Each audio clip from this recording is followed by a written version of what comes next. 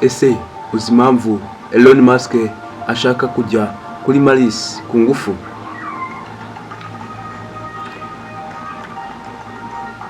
Ntabwo ari ukuzana ubukire gusa, hari ibintu ubushakashatsi bwa Mifasa bwatahuye abandi batinya kuvuga. Kuri Mars umwaka waho ugenda bitandukanye n'umwaka wo ku isi. Kuri Mars umwaka waho urangana n'iminsi 687 by'isi. Bisanzwe nyine iminsi y'isi hano murabizi abari 365 cyangwa 364, ariko kuri Mars ni iminsi 687 yagize umwaka. Bivuze ko ugereranyije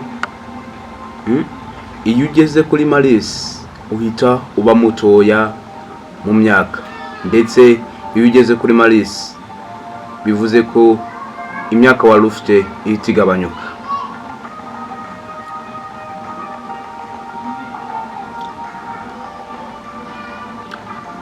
Ikibazo ni umwuka uri kuri Mars.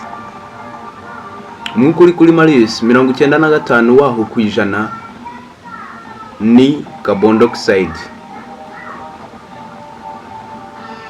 Musk ntago ashaka ko duturayo mu buryo busanzwe, ahubwo Musk arashaka yuko duturayo mu buryo bwa glass domes, mu buryo bwo gutura mu bintu bisa nkaho ari ibirahuri. SpaceX ubu iragerageza rockets zishobora kugenda zikagaruka nk'izanditse kuri robot. Nta muntu n'umwe ku isi wigeze ukora ibyo ngibyo mbere ya Elon Musk.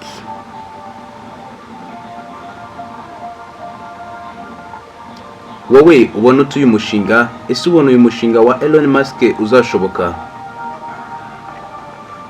Ndagira ngo mubwire ko andi makuru n'ubushakashatsi ukomeza kubisomera kuri Mifasa Rwa.